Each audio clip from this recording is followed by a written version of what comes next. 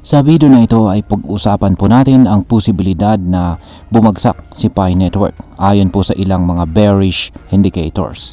Maraming mga analyst ang nagsasabing may mga senyales na nagpapakita ng malakas na pagbebenta kay Picoin at bumababa na ang kumpiyansa ng mga investors. Base po sa on-chain metrics gaya po ng Chaiken Money Flow at saka Squeeze Momentum Indicator, tila ba lumalakas ang bintahan at ang pressure sa market ay palakas po ng palakas.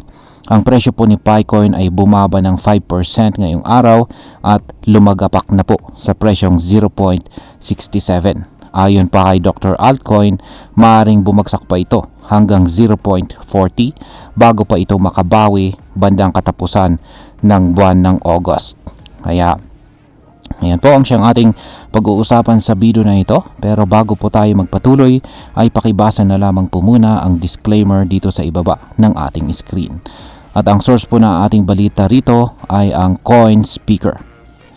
Yan, ngayon ay simulan po natin sa Chaiken Money Flow Indicator. Kung ano nga ba ang ibig sabihin nito at bakit po ito mahalaga kay Pi Network. Ayan, ang CMF or Chaiken Money Flow ay isang on-chain indicator po ito na sinusukat kung mas maraming pera ang pumapasok o lumalabas sa isang coin. Kapag nasa ibabaw ng zero line, ibig sabihin ay mas malakas po ang pagbili or inflow. Pero kapag bumaba ito sa ilalim ng zero, sinyalis ito na mas maraming nagbebenta kaysa bumibili. Isang napakalinaw po na bearish signal. Ngayon, base po sa mga datos mula sa TradingView, si Pi Network ay bumagsak na sa ilalim ng zero line ng CMF. Ibig sabihin ay mas dominante na ngayon ang mga sellers at nangangahulugang nawawala na ang kumpiyansa ng maraming investors. Parang ganito po yan. Isipin mo na may tindahan si Pi. Kung mas maraming customers ang umaalis kaysa bumibili, syempre mababakala ang may-ari at ganun din sa crypto. Kapag mas maraming nagbebenta, bumababa ang presyo at lumalala ang takot ng market.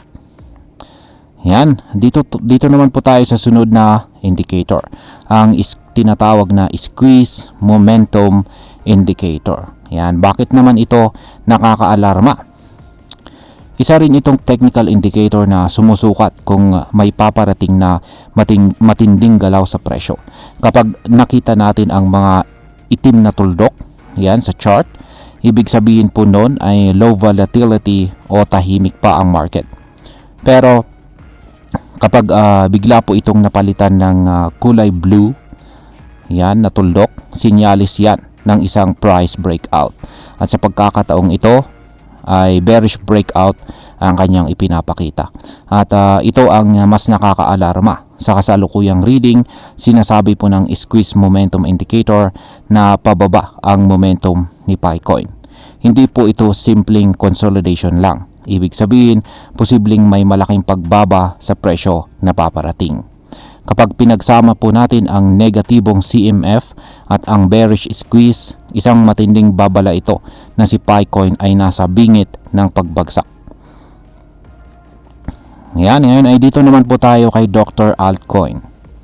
Yan, totoo ba ang prediction ni Dr. Altcoin na babagsak pa si Picoin hanggang sa presyong 0.40? Ayon po kay Dr. Altcoin, isa pong kilalang crypto analyst, si Pi ay maaring bumaba pa ng hanggang 0.40 bago po ito makarecover. Sabi niya, ang pagbagsak ay maaring magpatuloy hanggang sa dulo ng buwan ng August. Saka pa lang ito makakakita or saka pa lang natin makikita ang kanyang posibleng recovery.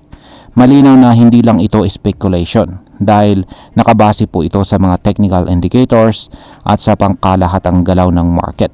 Bukod pa dito, binanggit din ni Dr. Altcoin ang isang napakahalagang punto. Yan po ang kakulangan ng transparency sa project ni Pi Network.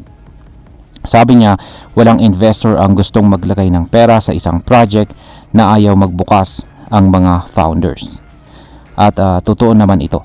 Kung walang malinaw po na roadmap, walang public listing at walang tiyak na timeline, bakit nga ba tayo maglalabas ng puhunan?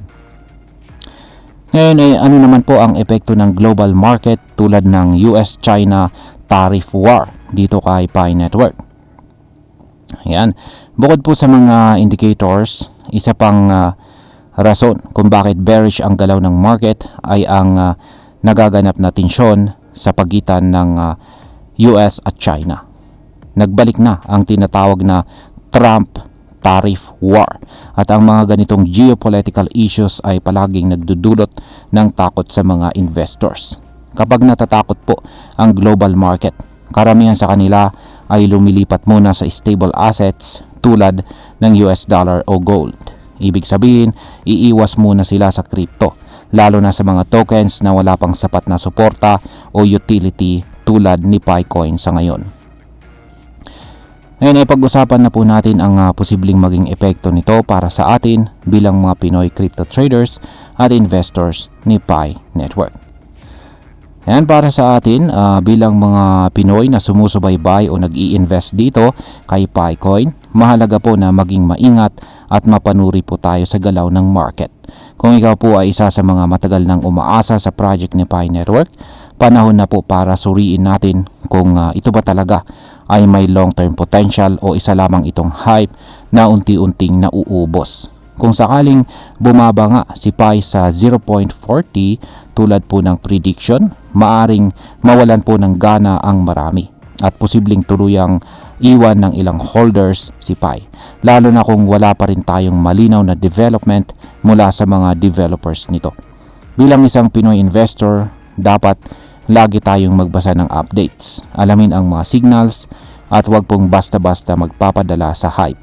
Ang tunay po na tagumpay sa crypto ay nakukuha sa disiplina, research at tamang timing at hindi po sa tsamba. Bilang panghuli, ang masasabi ko naman tungkol dito ay sa totoo lang, si Pi Network ay may potensyal sana, lalo na nung una itong pumasok sa eksena. Napakalaki ng community at marami ang umaasa na ito na ang magiging people's coin. Pero habang tumatagal, mas lalo lang tayong binibigyan ng dahilan para magtanong at saka magduda.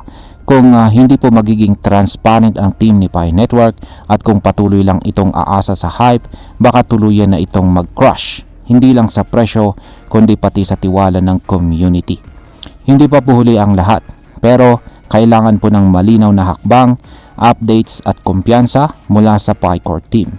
Kung hindi, baka tama si Dr. Altcoin na 0.40 ay hindi lang posibleng target, kundi simula pa lang ng mas malalim na pagbagsak. At ayan, hanggang dito na lamang po tayo sa video na ito mga ka-crypto. Marami pong salamat sa panonood. Ingat po tayo lagi at God bless po sa ating lahat.